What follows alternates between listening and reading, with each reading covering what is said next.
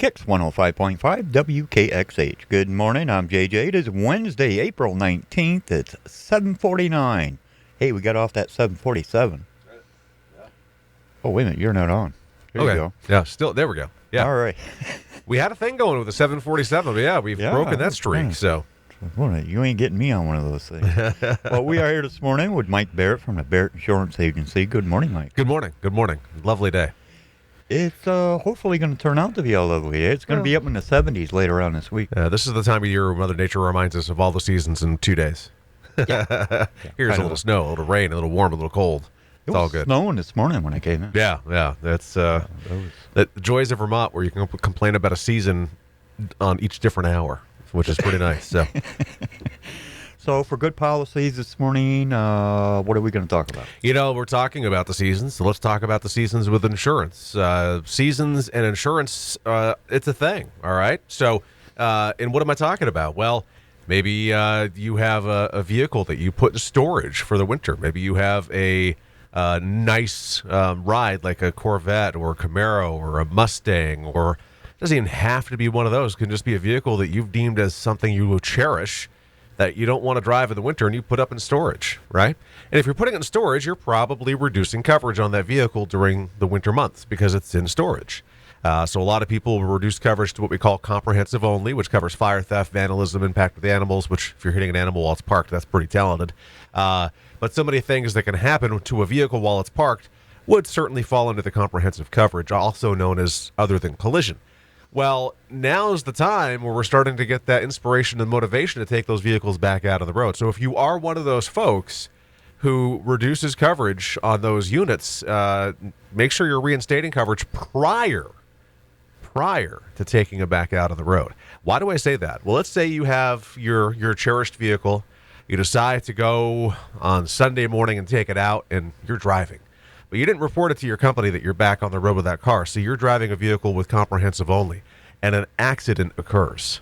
How scary would that be? Because the coverage that you would need is not in place. And now you get to call a company and see if they will reinstate the coverage retroactively on a vehicle that didn't have coverage when a loss occurred. Kind of a slippery, scary slope. So always, always, always remember, reinstate coverage on seasonal vehicles prior to moving them. And that would go for recreational vehicles like campers. People sometimes will reduce coverage on fifth wheels or tag-alongs. Not that you need the liability on those, but you certainly, if you have a loan, will need collision, and you'll want to make sure you have all that coverage reinstated before you make movement in the springtime. Very crucial coverage to have. And then the other part of seasonality is, people may let their snowmobile policies cancel this time of year. Pretty common. Why? Keep it in place. It is rated on a 12-month cost, so it's not all that bad to keep it in place, and most people only do if they have a loan on a snowmobile. But now we're back into, and ATVs don't really have a season anymore. You can ride those kind of year-round depending on what your style and flavor is. But there are people who this time of year get so inspired to purchase an ATV or a dirt bike or a side-by-side, aka UTV. Important to think about having appropriate coverage on those, just because there's so many things that can happen. You got towns that have approved ATV usage on the roads. You want to make sure that you're compliant with state law with riding an ATV or dirt bike off your premises. So make sure you're carrying proper liability. Don't go lowball. Try to match up with at least what you have on your auto insurance for liability. Nice to have the same limits, and that way you can be properly protected as you make your way out for a fun season. Absolutely. So, and talking about off-road vehicles. Sure. I was just reading this story. We were talking earlier, yesterday, that this young fellow was riding his dirt bike on a closed snowmobile trail and lost control of the vehicle and got ejected over the handlebars. Yep. Wound up in a hospital. Yep. Don't know what happened to the bike. Yeah. Probably nothing good. So. Probably nothing good. Yeah. So, because he was riding on a closed trail, his insurance will probably not cover it. No, they will. There's no reason why they can't. Yep. He was not doing anything illegal. Yes, he was trespassing to a point. But he was, if there was coverage on that unit, I don't foresee a real reason why they would not provide coverage. And then, the biggest thing, as you mentioned, flying over the handlebars, sustaining injuries, being, possibly out of work.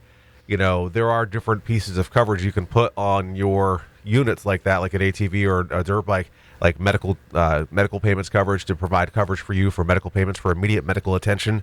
You can choose none. You can choose 1,000. You can choose 5,000. You can choose 25,000. Some do higher. I recommend going as high as you possibly reasonably can.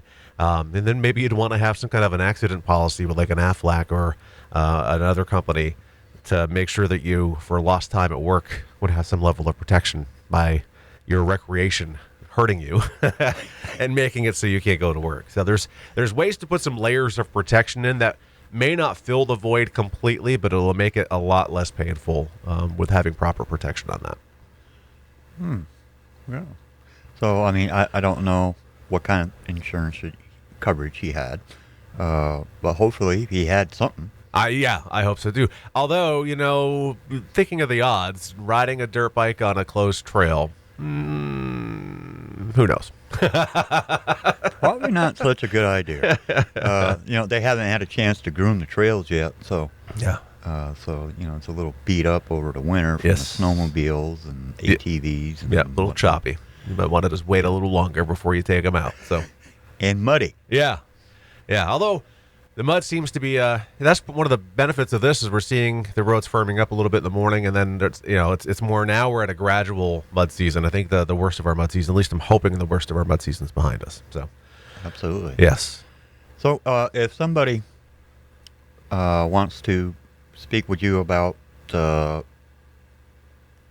continuing their insurance on their prized possession car that they stored over the winter, or an ATV or a dirt bike, or anything like that, can you insure a bicycle? Yeah. Just a kid's bicycle? So bicycles can be insured. They would fall under the liability of a homeowner policy because they're non-motorized. So if something happened where you injured somebody or damaged something with your bike, then you'd have liability protection. And many companies now have an endorsement that allows you to specifically list the bike. I mean, I was looking for mountain bikes for my son over the weekend, and there were some priced around $9,000 to $10,000 for mountain bikes. And I mean, I'm like, this thing better ride itself. Like better have a motor on it. So there are some pretty expensive bikes out there that have an incredible amount of components on them, meant for really riding the trails like Kingdom Trails and stuff. And if you're buying something with that much value, you should definitely be insuring it for value, for damage and theft and all that. And now the e-bikes, that's a different beast that the companies are starting to address. That actually would be a good conversation for next time, for sure. It would. Yeah, let's do that. Okay. So if somebody has any questions about anything like this, how can I reach you? Give us a call, 748-5224. You can find us on Portland Street in St. Johnsbury, online, thebarrettagency.com, Google, Facebook, YouTube, and Instagram. Just look for Barrett Insurance Agency.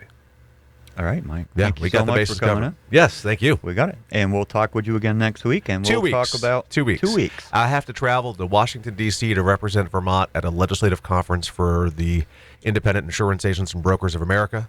So I have to be in D.C. for the next week. So I will see you the week after. Oh, you're rubbing elbows with the... I don't know. I'll find out when I get there. Yeah, we'll see what happens. Equal opportunity. Thanks so much for coming in and joining us. And don't go out getting crazy on a dirt bike. No. Won't happen. Okay. We'll talk to you again next week. All right. That was Mike Barrett from the Barrett Insurance Agency on Portland Street right here in St. Johnsbury.